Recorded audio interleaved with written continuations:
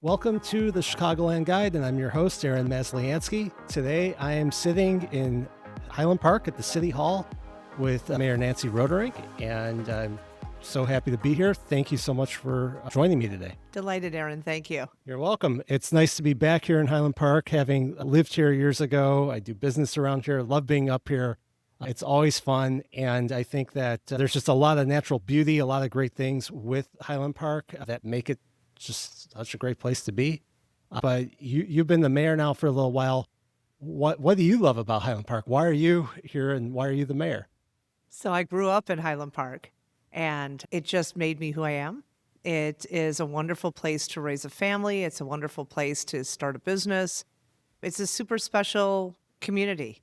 We support one another. We enjoy the natural beauty, but I think really it's the people who make the place so special. So it's my honor, my privilege to be the mayor. I really enjoy it. I never planned to be the mayor. I just was a happy camper raising my family. And a stop sign brought me into City Hall, and the rest is history, as they say. What happened? What happened at the stop sign? We didn't have one in our neighborhood. And I was a mom of 4 kids, and I was tired of dodging cars every day walking to and from Braeside School.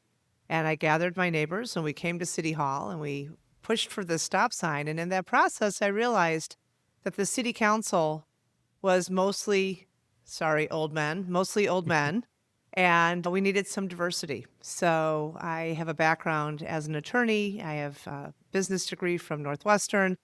I felt like I had the qualifications, and I am a native and love the community. And so I ran for city council and joined the group in 2009, and then ran for mayor 2 years later, and here we are. I feel like that's a common story with people who get into politics. It's like you want to be able to make change within your community, and Right. and one little step leads to another, and here you are. Exactly.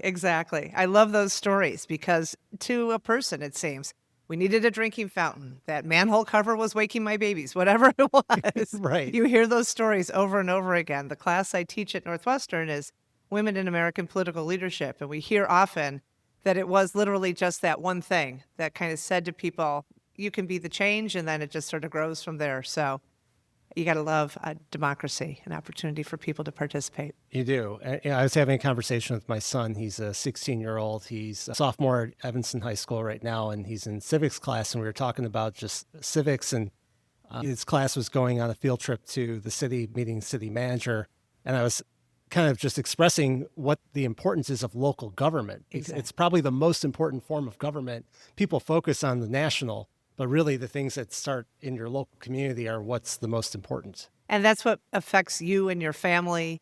It affects your quality of life. The school board chooses what your children are going to be learning. The librarian chooses what books you're going to be able to see and what books possibly you may not be able to see.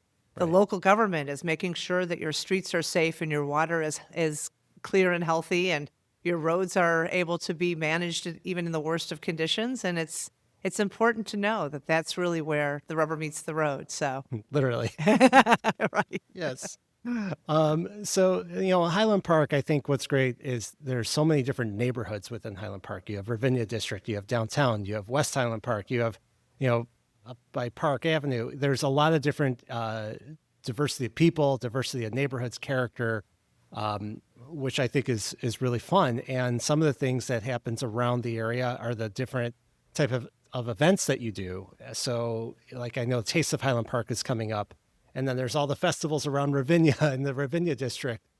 Tell us a little bit about that. Like, how does that make the place? It truly does make the place. And what I love about our events is the diversity, the opportunities for all ages, all tastes, no pun intended. But if you look at where food is coming from, the different restaurants, they are running the gamut from India to Ukraine to Michael's hot dogs to Mexico. It really is a broad range of opportunities for people to celebrate their own cultures and also learn about other cultures. And then the music also is a big part of all of that. So whether you're celebrating at Ravinia Festival formally or hearing great 90s bands at the Taste of Highland Park or picking your newest favorite band at the Bitter Jester Music Festival, this is the place to be in the summertime. And we use that phrase broadly, I would say, from June pretty much through October. because you really want to have the best of all the seasons. But it's wonderful. The Art Fest is another wonderful opportunity, the Port Clinton Art Festival in late August. People can come see juried art, have the children's art section be available to them. And really, to me, my favorite part is just connecting with old friends and neighbors. You take a stroll, you see some amazing art, maybe grab a bite to eat at a local restaurant, and connect with your neighbors. It's just wonderful. Yeah, it gives you that type of opportunity where, I think one of the most important things that we have humans have is just to be able to have friendships and be able to get out there. And I think like during COVID, that kind of stifled everything. And to be able to go out, have these different activities are really fantastic. And just to let people know, for the Taste of Highland Park, it's June 19th and 20th in Port Clinton Square. Right. Right. So, and the music will be there, and we've got some family-friendly bands coming as well. So we've expanded, and we're going to have more family entertainment earlier in the day. Bring the kids, and then come back later and have a date night. It's a lot of fun. Yeah, it'd be awesome. And I think also, I got to feature Ravinia on this podcast last year, and I know they're doing such a terrific renovation, and that's going to be opening up and all the different things that happen there.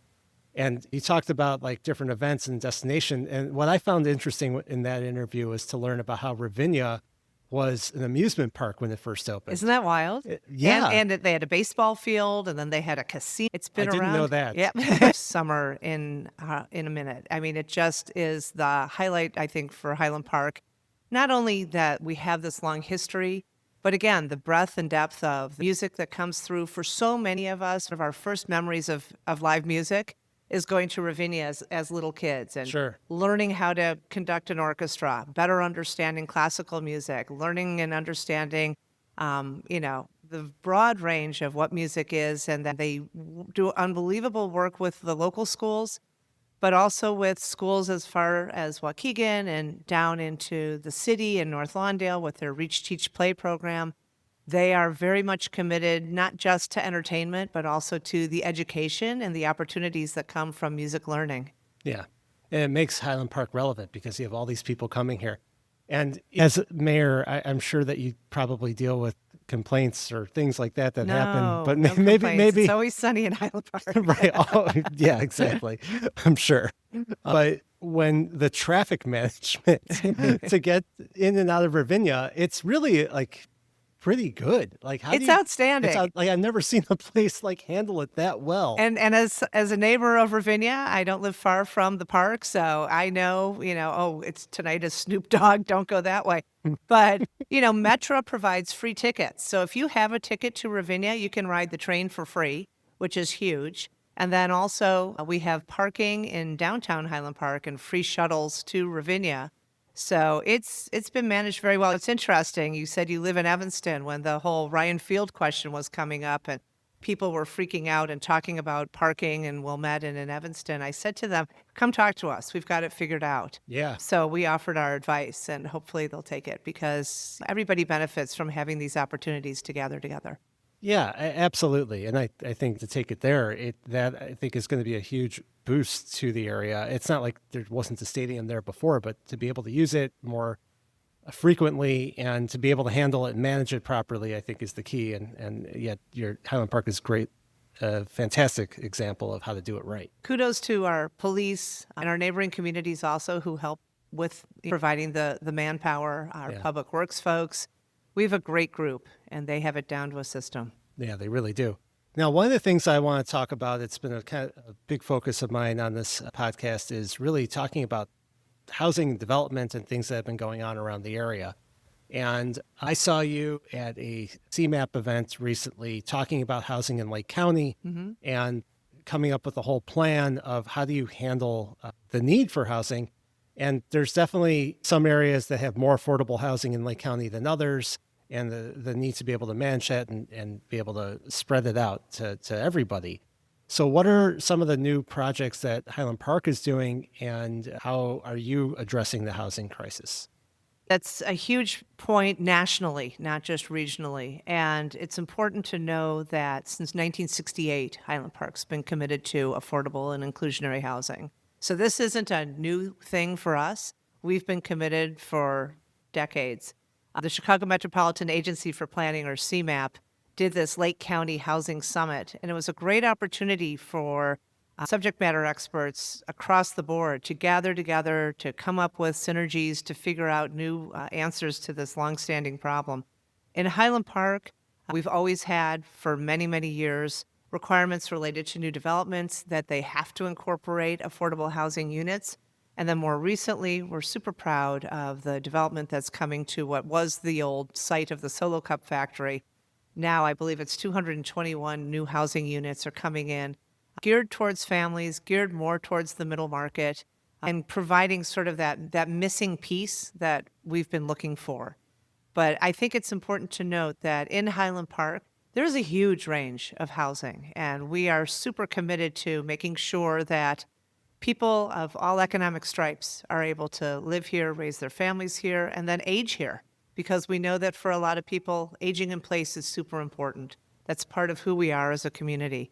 They may not have the funds, they may need the equity out of their house, so how do we provide for them as well and make sure grandma and hopefully grandpa can stick around, but not necessarily have the financial burden? So that's been a longstanding commitment of ours, and I'm really proud of what we've achieved, and I know that we have more that we're looking at.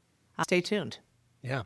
What are some of the things that you do to actually help seniors to be able to stay in their house? Are there subsidy programs? Well, there are state and county-based subsidy programs, as well as we have a couple of buildings that are affordable for seniors. Yeah. But we also increased our density around our downtown. So that gave us the space and the ability to provide more units so that if people did want to downsize, they have that opportunity and they can stay here.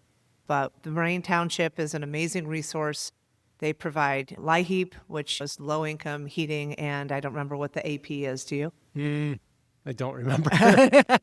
Heating, electricity, air, maybe, I don't know, whatever it is to help take some of the burden off of people who are on fixed incomes. And it's important to note as well that this city council, when we are making our budget decisions, when we're looking at how we are going to be using tax dollars, that is the one thing that many of us bring up with regularity is let's not forget the seniors who are on fixed incomes. They need to be remembered when we're talking about addressing the various needs that the community has through tax dollars. So we're proud to have low-cost water. We produce water and we sell it to 5 other communities. And we are doing our best also through our senior center to give people the ways to stay connected. Loneliness has become an epidemic in this country, especially for seniors. Sure. So we have a lot of services for our seniors. And as somebody who graduated from the high school, vowed never to return, came back as mayor to raise my family, lives in a house that now has the 4th generation, I'm planning to stick around and make sure that I also get to use those wonderful senior services. Absolutely. You get the full gamut of Exactly. all the benefits. You're getting your money's worth. Well, I think the Solo Cup Factory redevelopment is just, I'm so excited that it's actually for sale product, selfishly, but Right. I think it's there's such a need out there for people who are looking to buy homes and they can't find anything. There is. And I was talking with Johanna Neiden, who's community development director at Village of Skokie, about a week ago, and had her on the show. And we were talking about the different challenges in Skokie. And here I think it's similar. It's how do you help seniors? How do you get enough housing for people? But one of the things that we talked about is just aging infrastructure and the aging housing stock that's there. So the fact that there's new, like sometimes people say, oh, the new houses are built like horribly and nothing like an old house. And me as a professional going into a million different houses over the years and seeing the difference between a new house and an older one, it's night and day. The new house is the new technology, the safety measures, everything in there. You're not worrying about asbestos. You're not worrying about lead. With a lot of houses, there's lead-based water lines coming in here. All these different types of things. So the fact that there's new is great. What is Highland Park doing to be able to continue to increase the building of new housing? I know there's Solo and there's different projects that have taken place in downtown. There have been a broad range of higher density products coming online in downtown Highland Park by design. When I was growing up here, the population was 32,000 and change. Yeah. When I became mayor, we were 29,000. We've since gone past the 30,000, and that's intentional. You want to have that opportunity for more people to live in the community. Through our increased density and zoning changes in the downtown area. That's given us a lot more flexibility. There are still a number of opportunities in downtown Highland Park where we're looking towards new projects coming on board. But I think it's important, as somebody who lives in a house that's approaching its 100-year anniversary, historic preservation is also a priority. And Sure. there's like amazing architecture here. Lately, we've been highlighting some of the historic preservation that we've been doing, but also working with those homeowners and working with our Historic Preservation Commission to talk about how do we make it so that a new family coming in maybe has a little bit more FAR in their house, so that and that's the area of housing per the entire lot size for those of you who aren't in the biz, to give people that opportunity to continue to stay in these beautiful historic homes as well, but also make them more livable for new and young families. So we're proud of our housing stock. Another thing that you raised was seniors, but we're also looking at how do we improve accessibility for housing for people with disabilities. Sure. There's a great project that's coming on board. It used to be, I think it was memory care, and is now going to be turned into condos for young adults living with disabilities, and having community opportunities there, but also the ability for independent living. I'm very proud of that. Where's that going to be? That is actually over by the police station at Richfield and Old Deerfield Road. And so that's something that's amazing. And then you have to talk about, okay, how are we going to make the community more accessible if people have disabilities? Working through our shuttle system, we have a senior shuttle, which is also available to people with disabilities.